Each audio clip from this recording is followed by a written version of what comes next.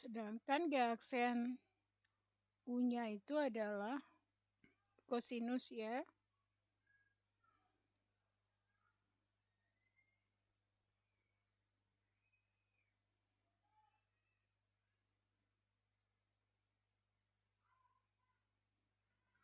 Oke. Nah, karena H aksen C-nya itu sama dengan 2C dan G aksen U-nya itu sama dengan sinus U, maka kita bisa buat bahwa F aksen C itu sama dengan G komposisi H aksen C itu adalah G aksen HC dikalikan dengan H aksen C. So, ini adalah kosinus HC ya dikalikan dengan 2C. G aksennya kan kosinus ya, sedangkan HC-nya itu adalah HC-nya itu adalah X kuadrat plus 1. Oke. Nah, berarti ini sama dengan 2C kosinus C kuadrat tambah 1. Jadi kalau saya punyai, jadi kesimpulannya adalah jika saya punya fx-nya sama dengan sinus X kuadrat tambah 1, maka f aksen X-nya adalah 2X kosinus X kuadrat tambah 1. Nah, kalau kalian pernah mempelajari kalkulus untuk turunan trigonometri, berarti aturan rantai, berarti kalian bisa menggunakan rumus yang aturan rantai yang pernah diberikan. Nah, tetapi ini kita belajar analisis real, kita belajar bagaimana sampai dengan menggunakan definisi limit, kita mendapatkan suatu turunan. Nah, kalau ini kan saya bisa selesaikan, seingat dulu kita kalau menyelesaikannya dengan menggunakan kalkulus ya. Ya, kalau kalkulus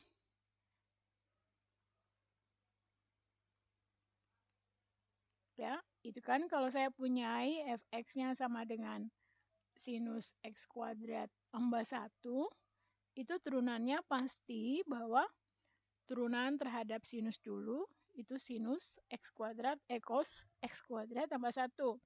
Dikalikan dengan turunan dalam, ini dia, turun dari X kuadrat tambah 1 adalah 2X. Sehingga hasilnya adalah 2X kosinus X kuadrat tambah 1. Tapi sebenarnya di analisis real kalian mengerjakannya melalui teorema. Saya paham? Oke.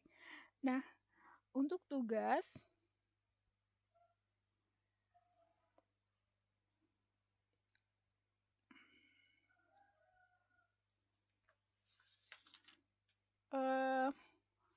tugasnya itu Anda mencari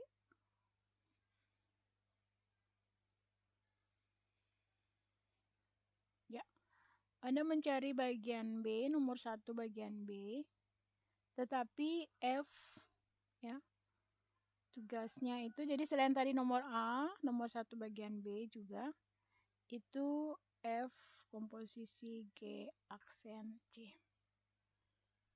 Ya, jadi nomor tugas 1 bagian B dan tugas 1 bagian A juga. Nah, itu adalah tugas di rumah ya.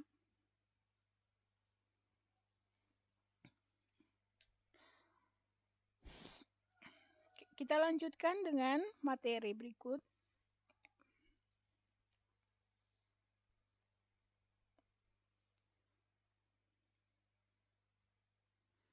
Definisi ya. Nah, saya punya definisi seperti ini.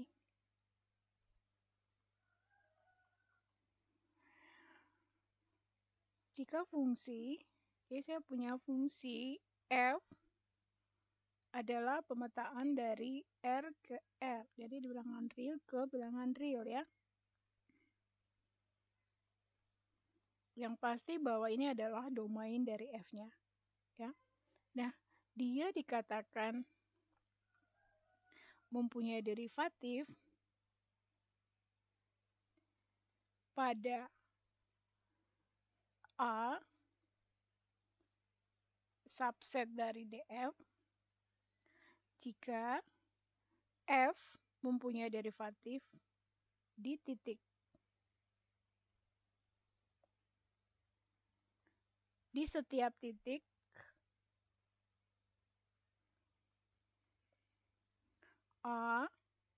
di setiap titik X elemen dari A, di mana A ini adalah subset dari domainnya. Ya, A ini subset dari domain dari F, di mana F-nya juga domainnya ini adalah subset dari bilangan real, yang merupakan bilangan real. Ya, dan DF-nya itu sama dengan X elemen DF, dia adalah limit dari U menuju X dari FU kurang Fx dibagikan dengan U kurang X, dia adalah F aksen X. Fungsi ini ada, maka fungsi F aksen df aksen, pemetaan dari fungsi domain F aksen GR itu disebut sebagai fungsi derivatif, ya.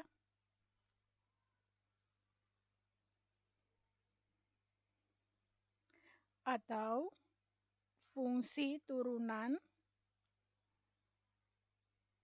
F pada D F aksen yang merupakan subset dari DF. Ya. Saya kasih contoh. Jadi itu sama aja dengan bilang begini bahwa domain dari fungsi F aksen itu adalah domain yang ini, ya, yaitu X elemen dari DF, di mana limitnya itu sama dengan Fx-nya itu adalah A sendiri. Ya, saya kasih contoh.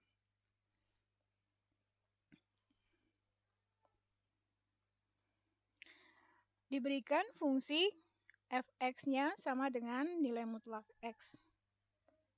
Nah, sini berarti DF atau domain F-nya apa?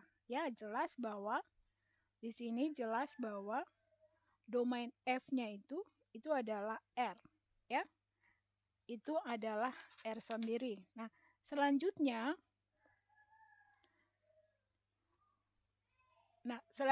F aksen X itu apa? Nah, kita buat F aksen X itu kan sama dengan dia bernilai 1 jika C-nya lebih dari 0, ya kan? Dia bernilai negatif 1 jika C-nya kurang dari 0, dan dia bernilai C-nya sama dengan 0. C-nya sama dengan 0 itu nilainya tidak ada. Sehingga diperoleh D turunan, bukan turunan, tapi domain dari turunannya itu adalah semua R dikurangi dengan nilai ini, 0, karena 0-nya itu tidak ada. Nah, ini adalah subset dari DF, di mana semuanya itu adalah fungsi bilangan real. Bisa ya? Oke. Nah, itu adalah salah satu sifat daripada definisi dari domain dari F dan domain dari F aksennya. Jadi selalu bahwa domain dari F aksen itu adalah subset dari domain dari F. Nah, kemudian contoh berikut, misalkan saya kasih contoh. Nomor 2 ya.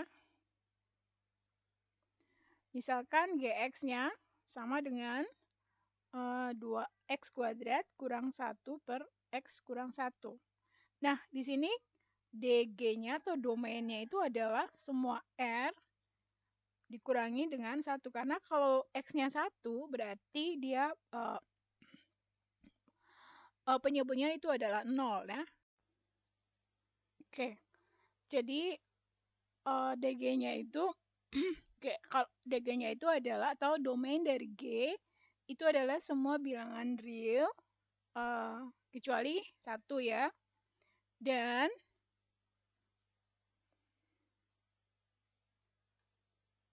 silakan mengisi absen dulu. Dan G aksennya adalah G aksen X-nya berapa? 1 ya. Untuk setiap X-nya domain anggota dari domain G-nya. Ya. Jadi diperoleh bahwa domain dari G aksen itu sama dengan domain G. Ya. Oke. Ini paham lah ya, G aksennya sama dengan 1. Ya, bisa pakai limit juga ya. Jadi kalau saya punya di sini kan Gx-nya sama dengan X kuadrat kurang 1.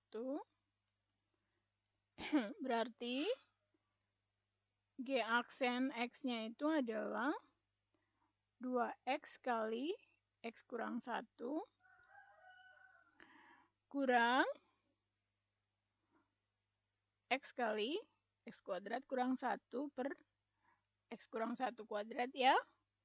Berarti dia adalah 2X kuadrat kurang 2X kurang X pangkat 3 ya. Kurang X dibagi dengan X kurang 1 pangkat 2. So, ini menjadi apa?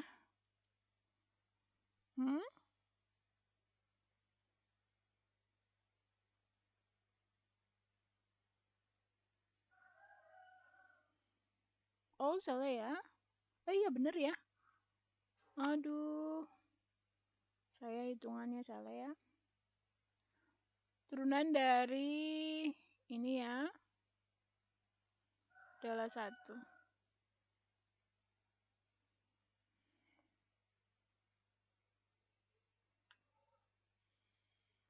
Sehingga ini menjadi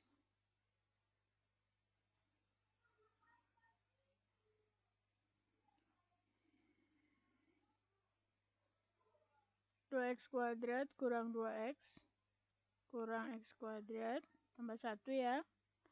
Sehingga dia menjadi X kuadrat kurang 2X tambah 1 per X kurang 1 kuadrat ya. So, ini menjadi bisa difaktorkan menjadi X kurang 1 kuadrat per X kurang 1 kuadrat. So, ini sama dengan 1. Jadi domain dari turunannya G aksen itu sama dengan domain G-nya. Jangan lupa mengisi absen yang ketiga. Nih, 33 KVGB 10.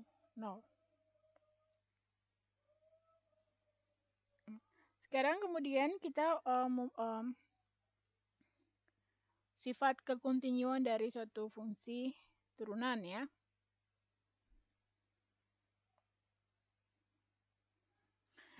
Ya, jadi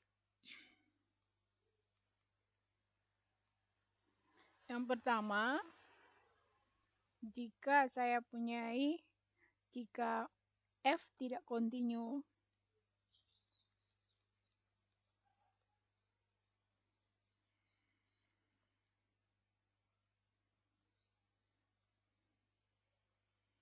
di titik C, maka limit dari X dari kanan ya,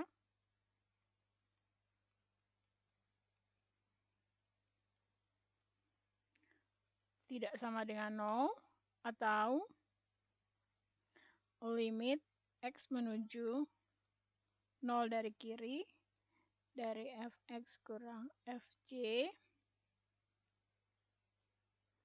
tidak sama dengan 0. Ya, ini berakibat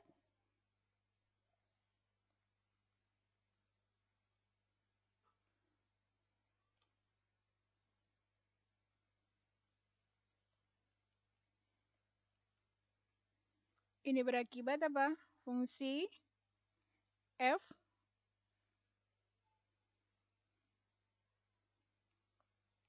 tidak mempunyai turunan ya.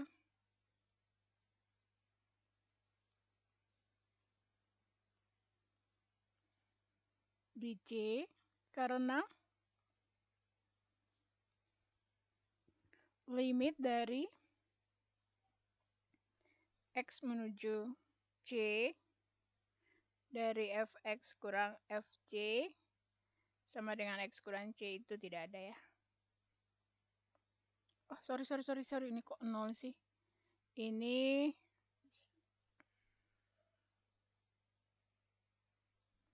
X menuju C dari kanan dan X menuju C dari kiri. Ya. Kemudian dari sini muncullah apa yang dinamakan sebagai teorema ya.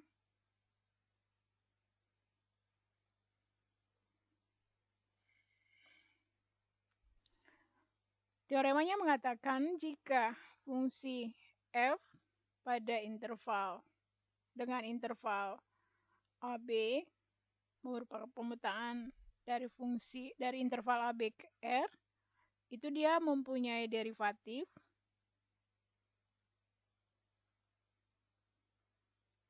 ya, dia mempunyai derivatif di suatu titik C misalnya.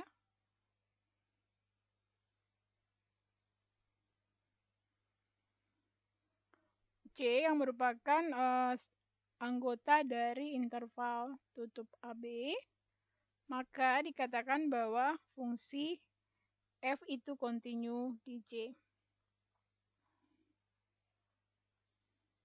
Ya. Nah, ini bukti diserahkan ke Anda sebagai tugas. Kerjakan di rumah aja ya.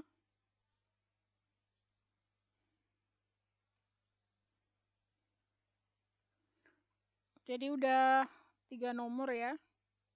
3 nomor saya memberikan tugas untuk Anda.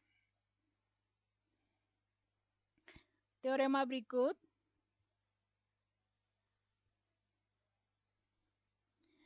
Kalau saya punya f itu adalah fungsi dari interval AB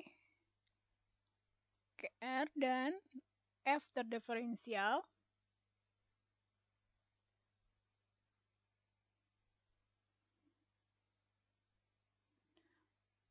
di X0, X0-nya itu elemen AB, ya, maka dikatakan bahwa jika f aksen X0-nya lebih dari 0, maka fungsi f itu naik ya. Jadi ini fungsi f naik di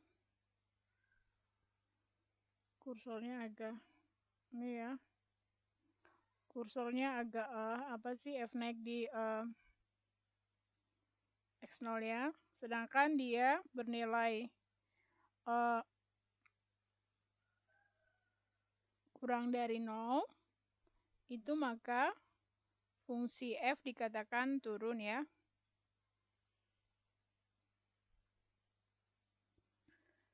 Nah, ini adalah bukti. Ini juga adalah PR. Ini nomor 4 ya. Ini nomor 3.